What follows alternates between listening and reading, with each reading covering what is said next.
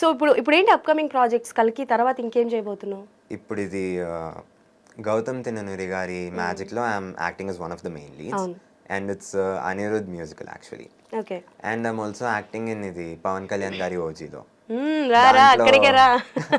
దాంట్లో it's pivotal role అనమాట. Okay. అంటే పైవటల్ అంటే ఇట్స్ కొంచెం నెగిటివ్ రోల్ అని కాదు, అది స్టోరీకి ఇంపార్టెంట్ అన్నట్టు ఒక రోల్. సో అంటే లైక్ నీకు పవన్ కళ్యాణ్ గారి అంటే చేసావా? షూటింగ్ అయ్యిందా? షూటింగ్ అయింది, ఇంకా షూటింగ్ పెండింగ్ ఉంది. ఏమైనా కాంబో ఉందా నీకు? అంటే లైక్ ఇప్పటి వరకు నువ్వు చేసిన షూటింగ్ లో ఆయనది నీది ఏదైనా కాంబినేషన్ ఉందా? పవన్ కళ్యాణ్ గారితో ఇప్పుడు కాంబినేషన్ లేదు, కానీ ఫ్యూచర్లో ఉంటుంది. It's actually like Pavan Kalyan గారికి ఇంట్రొడక్షన్ అన్నట్టు ఒక మెయిన్ క్యారెక్టర్ ఉంటుంది అది. Okay okay okay. సో దాంట్లో ఉంటుంది అనమాట. ఓకే. అండ్ దాంట్లో యాక్చువల్లీ ప్రకాష్ రాజ్ గారితో కాంబినేషన్. ప్రకాష్ రాజ్ గారితో కాంబినేషన్. ఓకే. నువ్వు ఎవరైనా ఇమిటేట్ చేయగలవా? Can you? ఇమిటేషన్ అంటే ఇది కల్కిలో ఒక డైలాగ్ మీరు విని ఉంటారు, దాన్ని చెప్తాను. Okay come. ఎన్ని యుగాలైనా ఎన్ని అవకాశాలు ఇచ్చినా మనిషి అనేవాడు మారలేడు. భయపడకు, మరో ప్రపంచం వస్తుంది. ఓకే. ఇది యాక్చువల్లీ కమల్ హాసన్ గారి డైలాగ్స్. దాంట్లో సర్జ్ ఇది రిలీజ్ ట్రైలర్ లో చూపించారు కదా, ఆ డైలాగ్స్. నువ్వు మూవీస్ కి నీ వాయిస్ నువ్వే ఇస్తావా? అవును.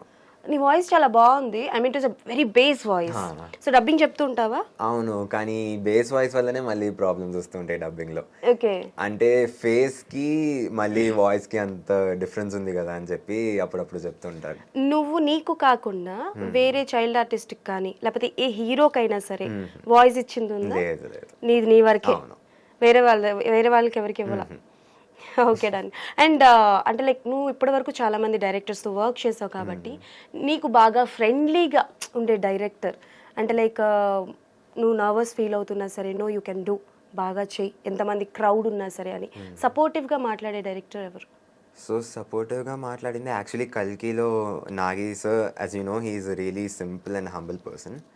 సో దాంట్లో when I was sitting idle, sir actually పక్కన ఉండే.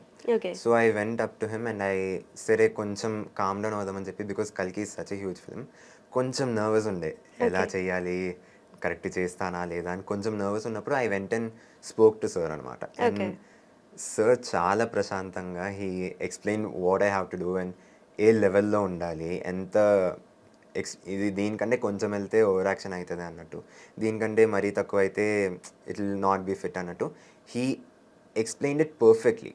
సార్కి ఏం కావాలనేది he explained it and he got it out from me. Okay. And the same way మ్యాజిక్లో గౌతమ్ సార్ వచ్చి I have done almost 40 days of shooting with sir and he is a really wonderful person.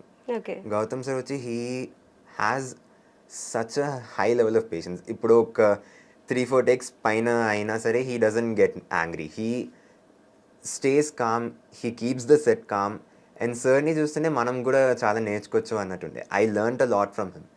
ఇప్పుడు కొన్ని ఎక్కువ టేక్లు వెళ్తే ఒక భయం వస్తుంది కదా, ఆ భయం రాకుండా మళ్ళీ how I can focus on getting the take done right అన్నట్టు he help me learn a lot. Okay. So బేసికల్గా అంటే ఒక కథ, ఇప్పుడు నాకు తెలిసి నువ్వు చిన్నప్పటి నుంచి ఏమైనా ఉంటే మదర్ ఆర్ ఫాదర్ డెసిషన్ తీసుకుంటారు ఈ క్యారెక్టర్ అబ్బాయి చేయొచ్చో చేయకూడదు అని చెప్పి. స్టిల్ నా ఆల్సో నువ్వు ఏదైనా క్యారెక్టర్ చేయాలి స్టోరీ ఏదైనా విన్నప్పుడైనా అమ్మ కానీ లేకపోతే డాడీ కానీ డిసైడ్ చేస్తారా? ఆర్ ఎల్స్ బ్రదర్ ఉన్నారు అంటున్నావు కాబట్టి బ్రదర్తో ఏమైనా డిస్కస్ చేస్తావా? అంటే ఇప్పుడు ఏదైనా ఒక రోల్ ఉంటే I usually talk about it with my mom and dad. ఎందుకంటే they are people who help me stay in the right path. Okay. They are the people who care the most about me and care the most for me. So వాళ్ళు ఏ decision తీసుకున్నా కరెక్టే ఉంటుందని తెలిసి ఏ decision అయినా సరే నేను వాళ్ళని అడుగుతా. వాళ్ళే. ఓకే.